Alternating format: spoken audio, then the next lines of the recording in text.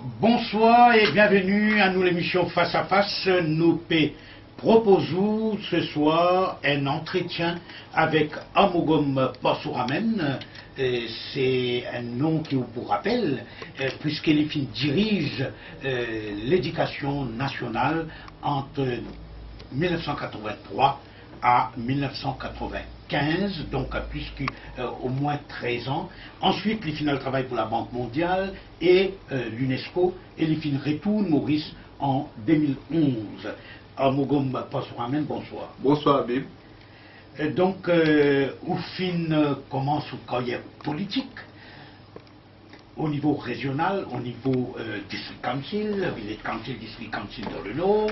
Ensuite, Oufine candidat en 82, toujours dans le Nord, circonscription numéro 6.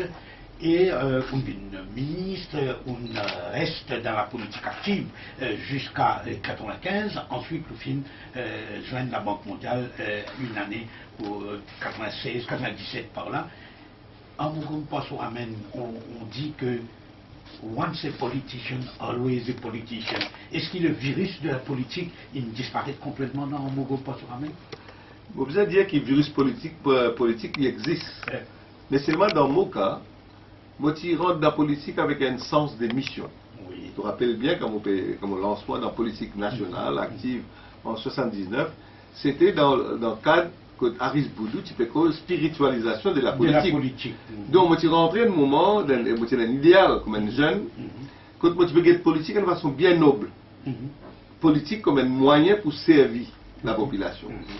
On sortit d'un village qui est bien modeste, qui est malheureux, quand on est, on grandit, on trouve la misère, on trouve tout. Et donc, dans moi, il y a quelque chose, une conviction, la foi, qui à travers Social Village Council, District Council et ensuite National, on est capable d'apporter une petite contribution pour transformer sa situation. Donc, pour moi, si on est capable de virus, mais on parle beaucoup plus que c'est une mission sacrée, parce qu'on toujours dit rien. Quand on est élu dans le Village Council, je remercie tout ça du monde dans le Village Council, tire à fouiller là. Parce que je fais moi confiance à un jeune qui me prend l'équipe, moi je gagne l'élection, ensuite District Council et après député. Et on reste dans la circonscription 82, 83, 87, 91. Élection après élection. Tout le temps pendant la même circonscription et pour moi c'est une communion entre moi et la population. Et moi tout le temps, on va perdre une élection. Alors donc pour moi, et comme occasion, chaque fois que je vote moi, je vais dire, c'est beaucoup la prière qui fait là-dedans, etc. Et donc, mon senti qui du monde là fait place confiance au moins, mon disant honore sa confiance. Alors donc, pour moi la politique c'est quelque chose de bien noble. Oui, mais ça c'était un idéal et qui on vivit dans la pratique entre 82 à 95 quand on finit avec la politique active. Mais aujourd'hui, en Mougoum Passouramen, quand nous guette la politique aujourd'hui, est-ce que nous pensons que sa vocation, sa mission, et qui un politicien besoin pour servir le peuple et le pays, est-ce que vous sentez encore dans ça? Pour être très franc et honnête avec vous, je sens qu'il y a ça même l'engagement qui nous connaît, qui dans le passé qui évolue. Je besoin de dire que quand on guette un peu ma réalité, quand on écoute du monde qui causait, je pense que nous perdons un peu le principe sur une valeur là. Et donc, politique, il fait bien noble ça. Dans tout le monde dit sacré, il est bien noble, nous sommes capables d'inspirer les jeunes. Nous sommes capables d'inspirer la population. Par notre travail, par l'exemple, etc. Moi, je veux dire qu'il y a une érosion de sa valeur, exactement, de sa spiritualité politique. Spiritualisation de la politique, tu veux dire. Donc, alors, je crois que c'est un principe fondamental là. Et puis, dans mon carrière politique, on va sentir, le virus là, on va sentir nostalgie, parce que tout au long de mon carrière, Village Council a monté, je suis toujours animé par le social, par l'humanité. Alors, je finis toujours mettre ça devant. Ce n'est pas politique partisane, quand on rentre dans une élection, etc. Mais en tant que service, en tant que ministre, par exemple, je finis toujours que toute la population, dans son ensemble, sans faire distinction. Donc, le social vient primer dans nos actions tout au long de mon mandat. Tout au long du mandat. Donc, justement, Oufine, ministre de l'Éducation, à partir de 1983, juste un an à peu près après la fameuse victoire 60-0 et un changement de régime et en 82, où on vient ministre de l'éducation en 83, où on reste ministre jusqu'à 1995, où quand même il servit à ce poste pendant très longtemps, 13 ans.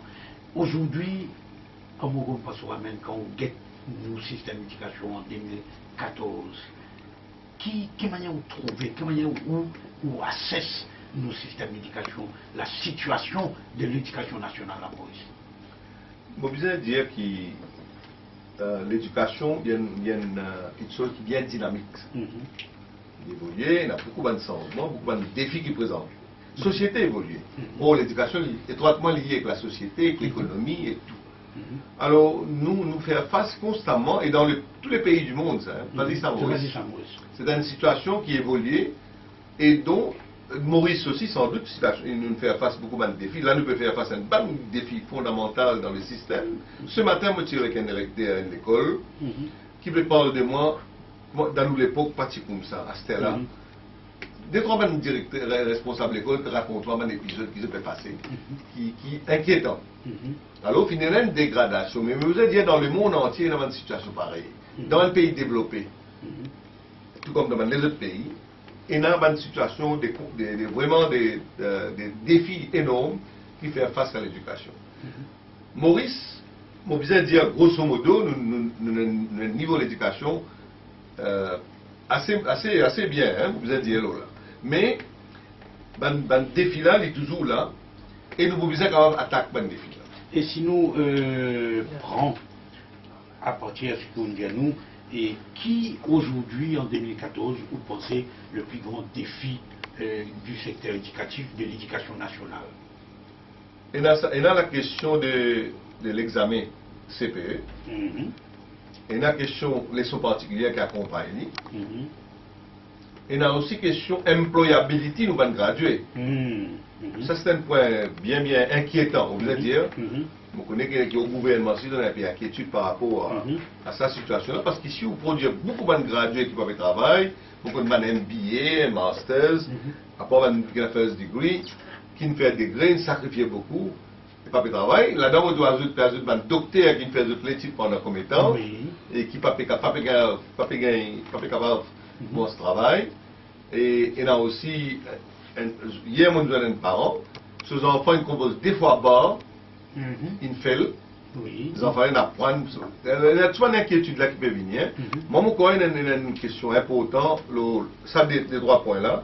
Et dans l'ensemble, même si je suis capable de dire, les défis, c'est donner confiance à mes enfants là. Donne confiance à mes étudiants, qu'ils peuvent faire des efforts, ils peuvent étudier, et je vous ai capable de trouver au moins un espoir pour l'avenir. C'est-à-dire qu'ils ont efforts propres et efforts aux parents, et pour gagner une récompense, si on peut dire, c'est-à-dire pour gagner un travail, pour gagner une situation qui les autres cas sortis quand ils étaient et montés. Ça, c'est l'aspiration de tout le parents, tout le jeunes aussi. Hein?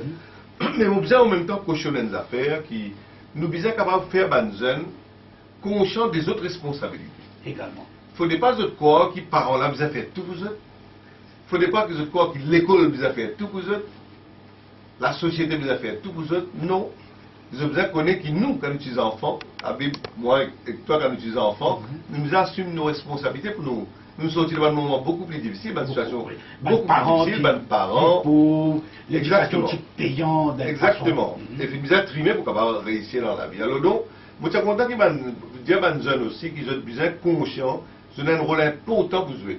Et que toute une facilité qui est offerte maintenant pour l'éducation, nous devons profiter de ça.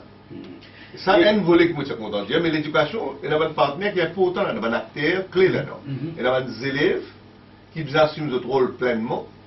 Il y a un professeur qui nous donne le maximum pour permettre à nos enfants d'épanouir et réussir. Il y a un rôle de collège, de l'école, de l'administration, il y a aussi un rôle ministère, il y a un rôle de parents. Vous besoin dire que aujourd'hui même encore une fois, un recteur pédiamant qui tout un parent, il abdique de responsabilité. Il y a beaucoup de monde qui dit ça. Oui, non, je peux gagner, je peux effrayer comme je trouve ça parce que l'école là, pour apporter l'éducation, il apporte un certain nombre de valeurs, etc. Mais il ne va pas faire tout le travail là. Et parfois, quand l'école met discipline, les parents viennent réagir, il y a plusieurs cas comme ça, ou même menace professeur. Alors, pourquoi cette valeur-là, il faut dire toute la population, tous les acteurs dans le niveau de l'éducation, réaliser qu'ils chacun a un rôle pour jouer. L'éducation n'est pas juste responsabilité du ministre de l'Éducation, ministère de l'Éducation, des responsabilités de tout un acteur. Parents, surtout, ont un rôle très très important, moi, je veux dire. Parents, ils accompagnent ses enfants bien quand ils sont maternels. Quand ils fait l'école maternelle, où tout papa, maman, grand-père, grand-mère vont aller. Quand ils primaire, tout les diminue un petit peu. Une secondaire, pas tous autres dit. Alors donc, là, et nous faire les enfants là, nous pensons qu'ils peuvent parler automatiquement. Oh, c'est un jeune qui est exposé à beaucoup d'affaires aujourd'hui. Il y a différents dangers, différents risques. Différents risques qui sont exposés, toute la technologie, tout le monde. Alors nous devons encadrer les autres. En Mogom Passoamen, il y a le grand problème qui est toujours posé, qui est tout le temps fini un gros débat et à Maurice concernant CPE. Et aujourd'hui, nous arrive à un moment où il annonce, du moins dans un discours, qui peut abolir le CPE dans la forme actuelle. Et où fin ministre de 83 à 95 en plein CPE, en plein essor du CPE, qui aujourd'hui, en Mogompa Soumen, pensait le CPE tel qu'il était, formule qu'il nous a adopté jusqu'à maintenant. Bon, vous allez dire, dans l'examen, système d'examen Maurice, il évoluait, il date de longtemps ça. L'examen 6e là, pas aujourd'hui ça. Oui, c'est la petite bourse avant. Ensuite, nous évoluons vers CPE. Et là, aujourd'hui, il y a plus ou moins, il y a la même là pour le moment, mais là, le ministre des Finances, il annonce dans son budget pour abolir le CPE. Mais ce qui n'est pas clair là-dedans, vous allez dire, on fait un appel au gouvernement, et le ministre de l'Éducation en partie surtout. Nous devons quand même éclaircir la population qui ne peut pas dire pour sa déclaration qu'il faut abolir le CPE là. Ce cas-là, il n'est pas clair. Il ne peut pas expliquer comment pour abolir. Et l'autre confusion, moi, j'ai besoin de dire, qui élèves comme ministre, je ne pense pas que les élèves comme ministre, mes enfants de 4e là, je ne sais pas comment ils peuvent arriver après. Quand ils peuvent aller dans la schooling, qui l'école, qui peuvent aller, etc. Alors ça, ils déstabilise. Ou une réforme de l'éducation, nous besoin d'une clarté, communication qui est bien claire, et vous trouvez que même le Premier ministre, qui nous demande le ministre de l'Éducation, vient avec une déclaration bien préparée, bien claire, pour expliquer tout ça. Alors moi, malheureusement, je ne sais pas quoi, nous ne pouvons pas faire commenter ce que le gouvernement a annoncé par rapport à CPE, parce qu'il y a tout un élément. Oui, mais moi, en tant qu'ancien ministre de l'Éducation, d'un moment que CPE qui est en plein essor, comment on dit, qui en pensez-vous? Oui, je veux dire que, comme ministre de l'Éducation, je veux dire en toute modestie. D'ailleurs, moi, je respecte tout le ministre de l'Éducation. Quand on dit ministre en 1983, vous voyez comment on fait, on a rendu visite docteur Régis Sarko sur la case. Mon joint Diagatsi. Mon joint tout le ministre de l'Éducation avant moi. C'est grâce à Mirangadou, etc. Mon envie de gagner, comment dire, un peu l'expérience, votre vision, votre difficulté qu'ils ont gagné. Pour mon cas, préparer moi. Voilà. Alors, mon fait de cette façon-là. Et à partir de là, on gagne une idée bien claire qui pouvait quoi vous faire. Mais en même temps, moi, je suis toujours bien conscient que l'éducation est en dynamique.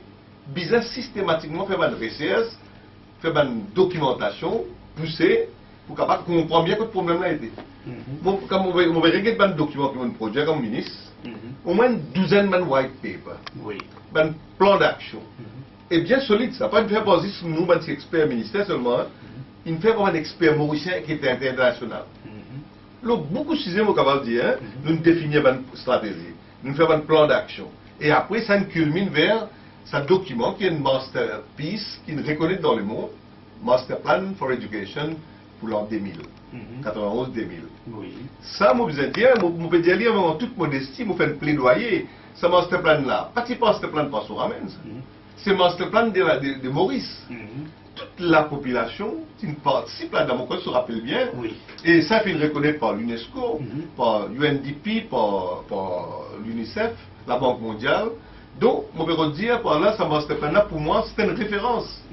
Mais alors, la question CPE, c'est au cœur même du master plan.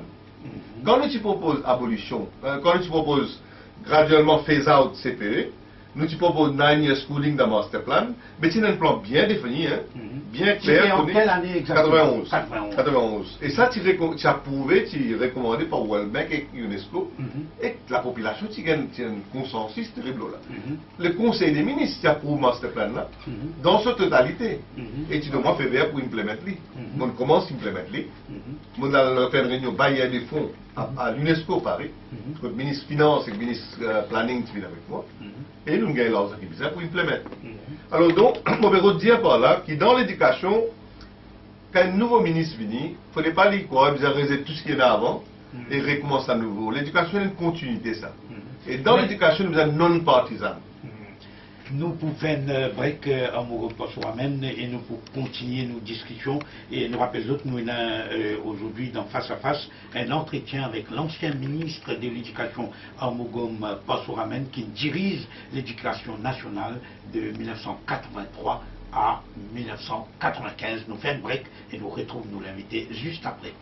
Donc, retour avec Face à Face, un entretien que nous proposons. Nous sommes en studio Amogom Passouramen, ancien ministre de l'Éducation, justement, nous faisons cause CPE, nous faisons cause l'abolition de l'examen CPE tel qu'il était actuellement, qui est annoncé par le gouvernement, par le ministre des Finances quand il présente le budget 2014, ou même dans le master plan, je m'appelle master plan parce qu'il m'appelle master plan Passouramen, parce qu'il est ministre, hein, c'est un peu comme ça. Et donc, dans le plan 91 à 2000, où il déjà est un phasing out du CPE avec une réforme et à différents niveaux. Est-ce que, comme on écoute tout causer là, j'ai l'impression qu'on a un regret quelque part qui, avant qu'il quitte le ministère de l'Éducation, ou pas de récit, amène sa réforme-là jusqu'au bout, ou au moins jusqu'à l'abolition du CPE, qui est un des plus gros problèmes pour les enfants aujourd'hui. Vous avez dit une bonne question, Habib, bien conscience de l'importance de cette question-là. Et en fait, dans mes convictions personnelles, dans le master plan, pour moi, c'était une affaire fondamentale qui pouvait une réforme du système pour répondre à beaucoup de défis et résoudre un bon problème. Un, parmi, c'était CPE, pression, etc. Le bon enfant. Alors ça, si mon papa, faire une propagande master plan. Master plan, c'est un document qui appartenait à toute la composante de la société mauricienne. Public et moi même fait un débat dans le Parlement, tout, pour moi, c'est un document national de consensus, national et puis reconnaissance internationale. Or, je vous demande en toute modestie, et tout le monde qui est dans le service, dans l'éducation par exemple, nous sommes capables d'objectifs. Nous allons le redécouvrir, nous allons le regretter master plan. Nous disposons de faire un débat là. Nous prenons les chapitre par chapitre. Surtout ça point fondamental CPE, 9 years schooling, etc. Et bien des autres réformes. Si nous regardons un coup qui écrit là-dedans, moi je peux relire master plan. Si nous regardons ça détail, ça façon scientifique nous procéder pour analyser le problème. Et pour faire une recommandation spécifique. Bonne solution. C'est vrai qu'ils m'ont regretté, qu'ils ne vont pas gagner le temps d'implémenter mon master plan, mais vous allez dire, on commence par le ministre de l'Éducation quand il y a une crise, avec la Banque mondiale, FMI, Structural Adjustment, la grève de la faim partout, on prend ça, on prend le ministère, c'est à l'époque-là. Et donc, à partir de là, pour évoluer vers le changement que nous avons apporté graduellement, parce qu'il ne va pas tenir autant de finances à mon disposition. Vous allez dire, mon collègue qui vient après moi, je suis bien content d'ailleurs, je gagne beaucoup de ressources, par exemple, pour construire un collège partout, etc. Alors donc, c'est une contrainte. Mais master plan, tu fais une affaire qui pour les fondations, parce qu'il n'y a aucun ministre de l'éducation dans le monde, à moins qu'il reste une longue période, même comme on reste présent, on fait une phase, Et ben, toute une situation difficile pour nous faire face, pour nous améliorer après.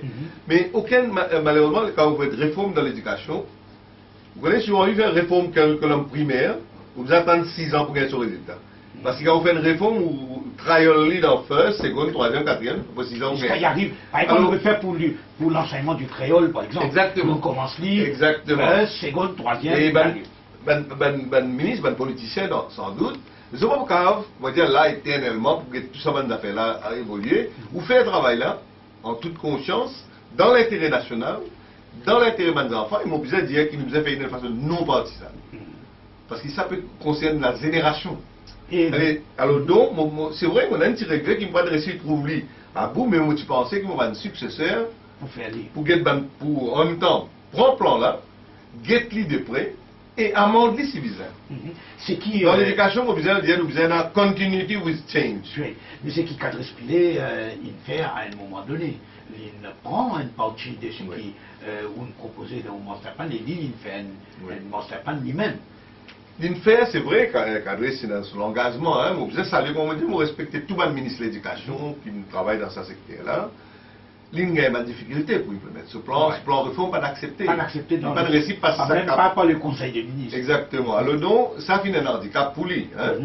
Et maintenant, mais c'est là, on besoin de dire que quand on met une réforme dans l'éducation, vous besoin de négocier. Vous êtes capable de négocier avec le gouvernement. Vous besoin d'un compromis. Vous besoin de tout bien dans l'ensemble et de tout bon partenaire. Là où on veut bien. Pas capable de faire, comment dire, où on vit, faire des affaires, une seule pour aller, pas passer. Donc, quel que soit changement politique, vous voulez dire changement de ministre ou changement de régime, de gouvernement, et bien il y a une continuité mondialement. Mais c'est moi, quand nous guettons, depuis une certaine époque, nous trouvons qu'il paye dans sa continuité, que vous pouvez dire là. Il est regrettable, vous avez dit, hein, personnellement. Il est regrettable parce que l'éducation est de façon une chose trop importante. Right? Je ne peux pas dire pas besoin d'un changement, moi. Je dire moi-même, si je peux proposer, chaque année, je peux regretter. Quand je trouve besoin d'ajuster, je ajuster. Pour créer une dynamique. Parce qu'il est normal, l'éducation est bien. Et puis nous besoin aussi de l'éducation avec sa perspective internationale.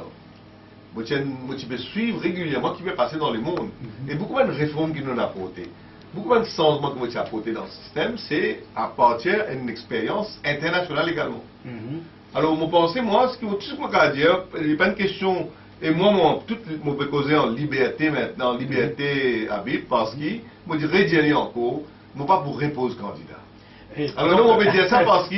Il y a des gens qui ont dit ça pour revenir ministre de l'Éducation ou refaire politique. Donc, en Mougom Passoua, même peut dire nous, là, de manière claire, sans aucune ambiguïté, qu'il n'est pas pour repose candidat dans une élection générale. Voilà, on dit avant, on peut dire parce que quand on peut causer, on dit là à la radio, moi si il y a des gens pour interpréter, mais parfois on peut refaire un compact, numéro 6, etc. Mais franchement, on finit faire ça parcours là. Ou pas intéressé ça. Non, on finit faire parcours là, on respecter la politique, moi vous allez dire, pour moi l'innoble. L'innoble, oui. Mais c'est vrai, on finit faire ça parcours là, on fait un parcours national, parcours international. Maintenant, on donne l'autre phase, mon avis. Ouais. Alors, ce que je peux dire donc, c'est que pour moi, quand on peut causer comme un patriote. Et là, on vous a dit à Bib, quand on quitte le gouvernement, on finit moi la Banque mondiale et puis moi l'UNESCO, c'est dans différents gouvernements qui sont en poste. Oui. Pas même gouvernement qui m'ont appartenir. Bien sûr. Mais ben là, capable de témoigner comment on associe avec mon pays. Quand on dit là-bas, on dit mon richesse.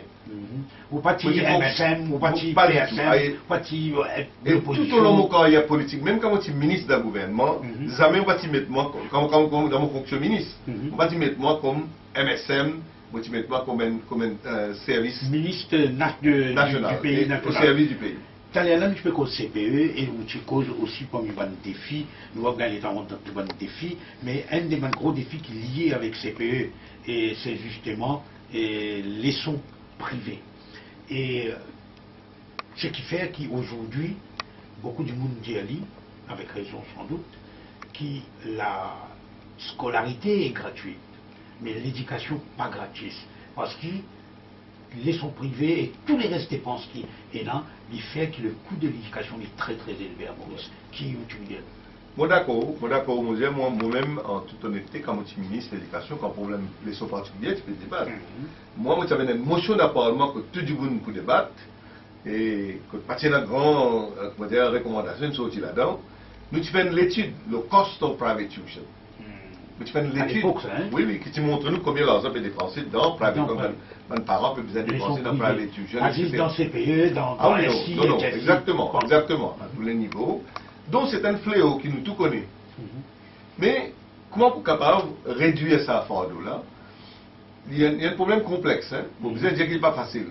Vous essayez, moi, le ministre après moi aussi, essayez. Mais nous voulons qu'il y a encore l'ampleur, les sont particulières, encore sur l'ampleur dans le primaire, dans le secondaire, etc.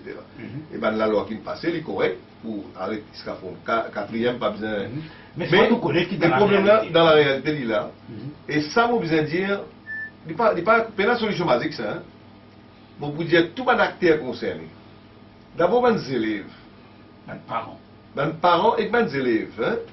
Parce que les élèves, là, c'est assumé. Moi, l'école, moi, c'est mon étudiant aussi. Tu ne peux pas payer les leçons dans tout sujet. Oui, bien sûr. Quand moi, tu fais, moi, je pratique une leçon, mais après, on apprend. Quand on rentre à l'école, première année, et ici, on commence à apprendre. Alors, si les enfants assument, je besoin si tu as une responsabilité bien claire.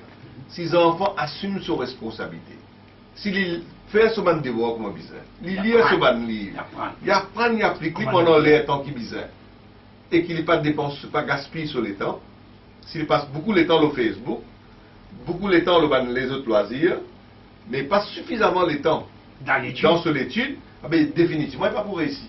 Alors, moi, il y a ça aspect-là, le rôle professeur sur l'enseignement dans la classe, les sens d'éthique et des sens de service à ces étudiants pour qu'ils aient de la responsabilité dans la classe, et dans les parents qui vous encadrent ces enfants, vous avez souvent des enfants, suivent, et puis dans l'autorité aussi, le ministère, etc., une responsabilité, inspectorat, tout ça. Franchement, l'éducation, il dépend d'une approche holistique. Et là, nous avons une solution. Nous n'avons pas une solution, une seule position, une seule action. Voilà. Et quand nous guettons nos systèmes éducatifs, et beaucoup de gens disent que l'éducation c'est un gateway, l'éducation c'est le passeport de mobilité vers une mobilité, une plus grande mobilité sociale, mais c'est moi nous trouver en mouvement passeport quand nous guettons les résultats, quand nous guettons l'école, qui dit nous école primaire ou qui nous école secondaire, et quand nous guettons qui mène les enfants pas termine le secondaire jusqu'à HSI, nous n'avons combien d'enfants. Et quand nous guettons tout ça là, nous guettons le cost, le coût de l'éducation, nous trouvons qu'il peut dire la reproduction de sa pauvreté, de l'appartenance économique, li reproduit dans le système éducatif, à tel point que les enfants là restent en marge, malgré tous les efforts que le gouvernement fait, malgré tous les efforts qu'il fait à travers ZEP, et il y a encore un nombre important des enfants qui faillent parce que, à cause de social background, à cause de économique background. Mais là, il y a un problème là. Ça élément-là, un élément faux sans doute, hein? Mais il ne faut pas pour dire que c'est un élément qui... C'est l'élément qui est là. Non. Un élément faux, mais nous sommes de l'autre côté ici, les enfants, les familles affluentes, les familles qui ont tous les moyens, bien souvent, les enfants s'y rendent à la dérive. Parce que vous avez excès là, je ne sais pas qu'on parlait à cela, mais c'est vrai qu'il y a une situation économique difficile, pour eux, il y a un big challenge. Ils ont besoin vraiment faire beaucoup d'efforts, ils ont besoin capable vraiment, et surtout l'environnement, l'école que vous êtes allé. Alors là, il y a un travail à faire, vous allez reconnaître qu'il y a beaucoup d'efforts à faire avec ZEP, avec les autres programmes qu'il va faire. Mais moi, je pourrais recommander que systématiquement, nous avons fait une évaluation de ce que nous pouvons implémenter. Parce que ZEP, apparemment, jusqu'à l'aide pas finalement, une vraie. Besoin de faire une évaluation. Moi, besoin de dire, moi, tu fais une évaluation à l'époque. Et à partir de là, tu prends une série d'actions pour prendre l'école. L'école qui appelle ZEP maintenant. Moi, tu appelles ça notre. Et nous, tu fais un travail, tu fais School Development Plan. Si il y a un comité advisory committee avec un partenaire, un parent, une société, un représentant d'une entreprise dans la région, moi, je une civil society ensemble, tu peux guetter l'école là, tu peux suivre. Alors, je pense, nous sommes capables des problèmes là, dans son profondeur, et l'étude de l'Université Maurice, qui fait plusieurs études pour nous, nous sommes capables de nous confier l'Université Maurice ou l'UMAI, l'étude poussée par rapport à chaque fléau qui nous trouvait. Parce qu'à la légère, comme ça, quand nous guettons là-haut, nous n'avons pas trouvé de problème là. Il faudrait nous rendre au fond. Vous êtes d'accord avec moi, vous pensez que la recherche dans l'éducation est primordiale. Oui, mais pénal. Nous avons la policy action après. Il paraît que pénal. Pénal, on voit tout, pas tout beaucoup de recherche qui nous fait. Malgré tout, le fléau qui nous avait trouvé. Alors ça, par exemple, violence dans l'école maintenant. Mais tu as institué un comité qui fait l'étude sociologique. Qui cause là été et qui capable faire. Et en mot pour nous terminer ça point là en particulier et il paraît qu'il y a une corrélation entre d'une part la pauvreté, le niveau économique des enfants, son background économique et son résultat échec ou réussite.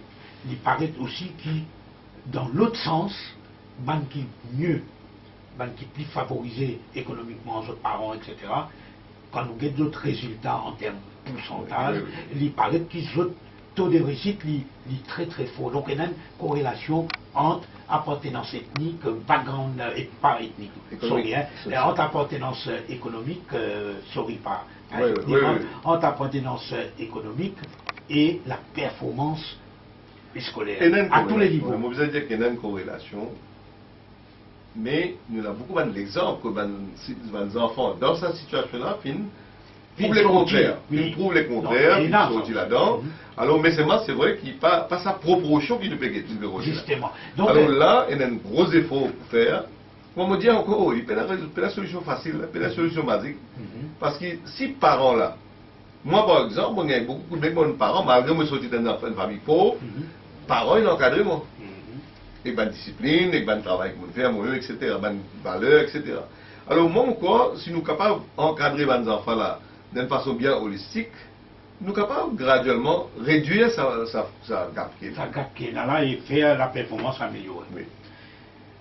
Nous connaissons aussi qui, au Fingali, au début de cette émission-là, qui, en vous ramène, outre la politique active qu'il fait faire et à partir de 1979 sur le plan national, et il fait aussi très attiré par le social. Et quand on retournait en 2011, depuis quelque temps, au Finlande, une ONG qui travaille étroitement avec l'Inde et Jaipur et où aide beaucoup de gens, surtout de gens qui amputés, et nous connaissons qu'il y en a beaucoup de plus en plus, et ou pour des prothèses par exemple.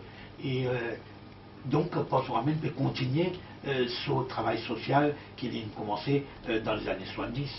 Absolument. Vous allez dire le social, au fond même de ma conviction politique. Alors pour moi, la politique, c'était un moyen pour capable de faire le social.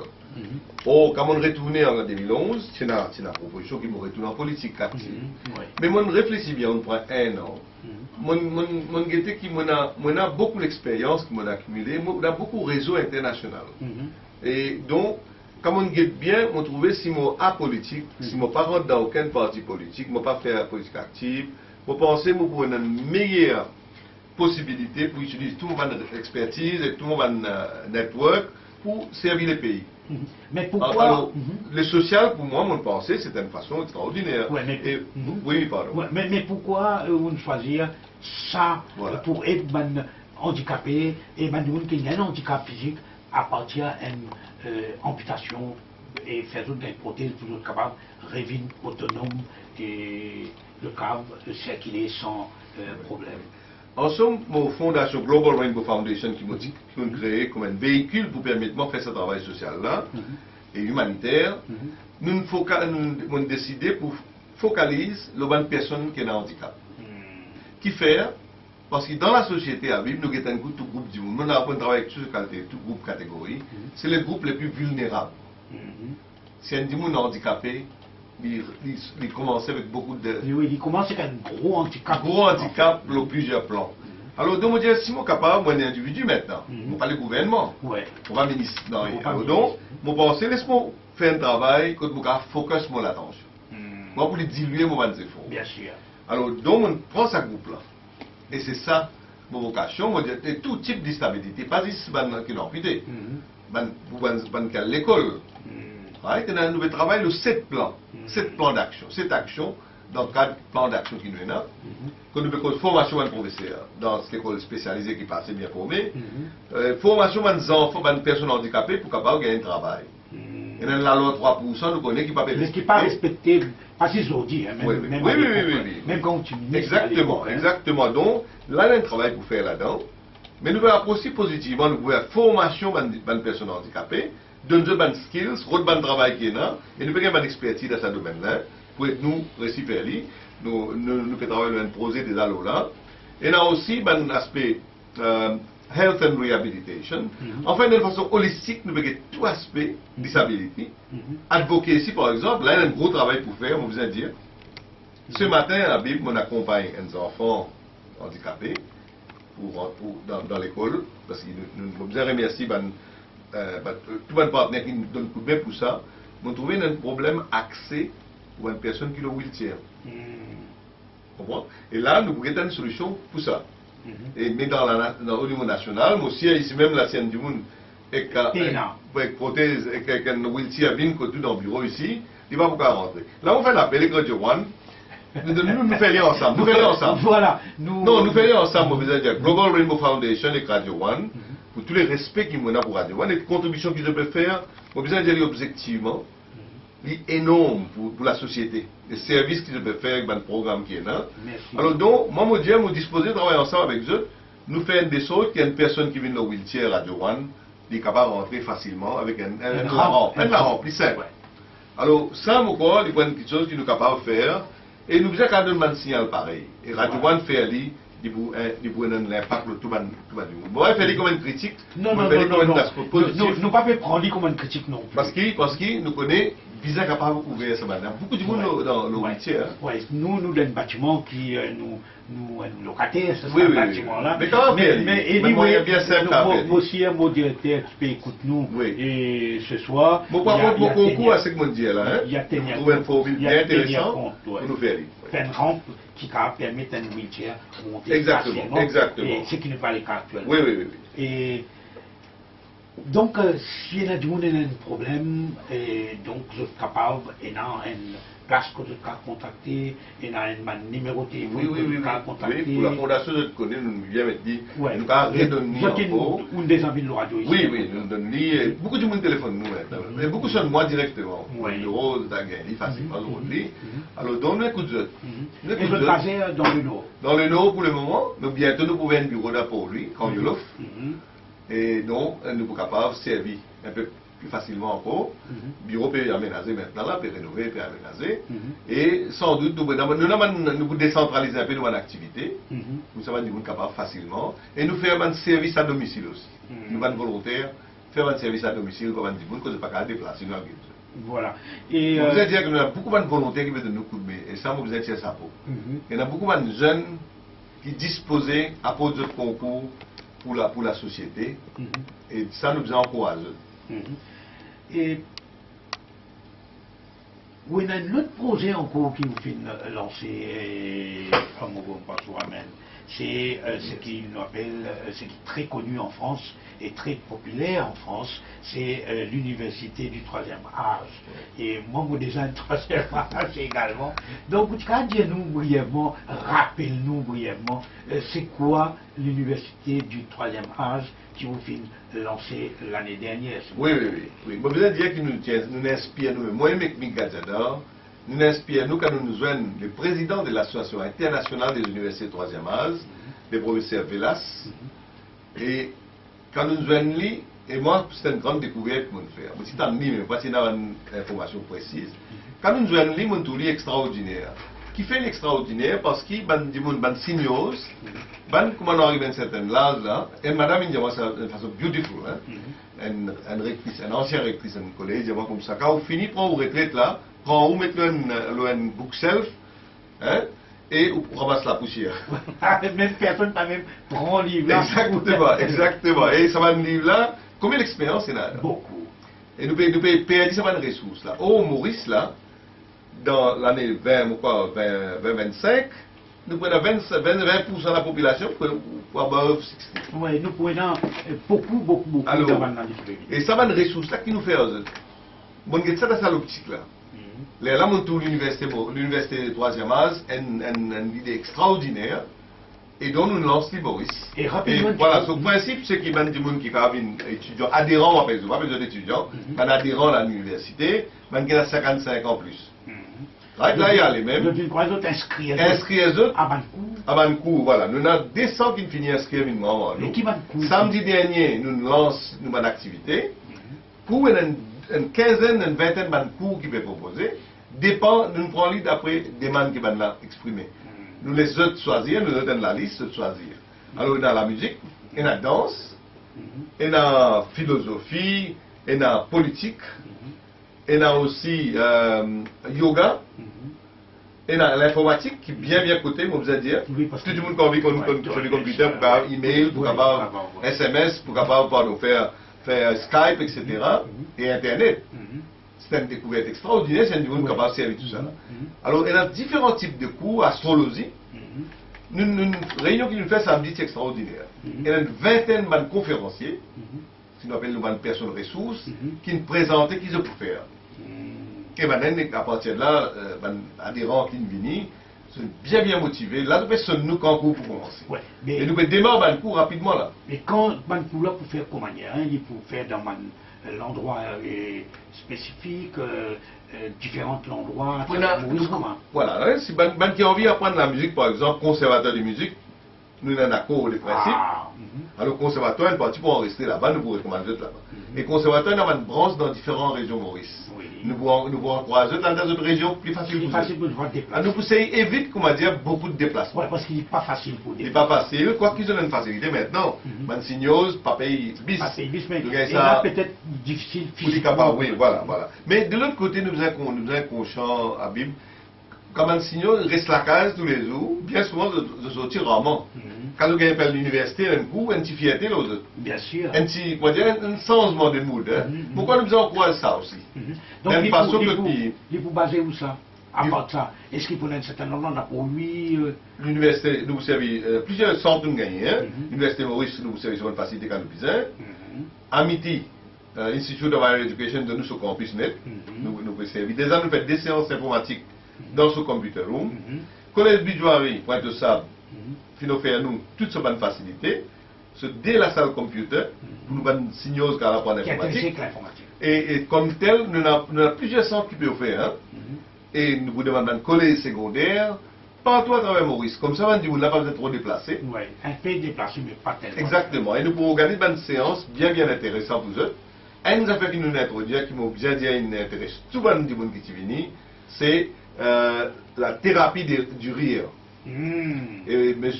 Darifat, Maurice Darifat qui est venu comme conférencier pour ça, et aussi Lindsay Moutien. Moi, bien dire qu'il m'a dit bien rire ça.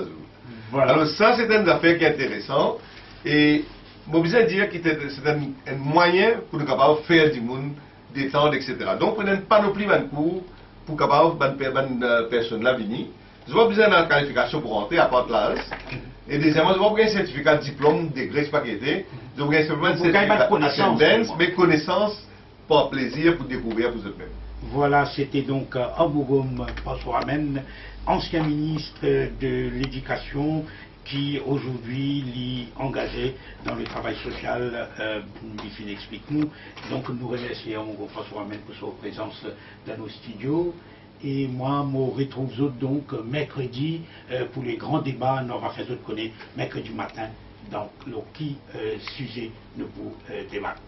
Merci Habib, on remercie Radio One encore une fois et bonne continuation. Merci.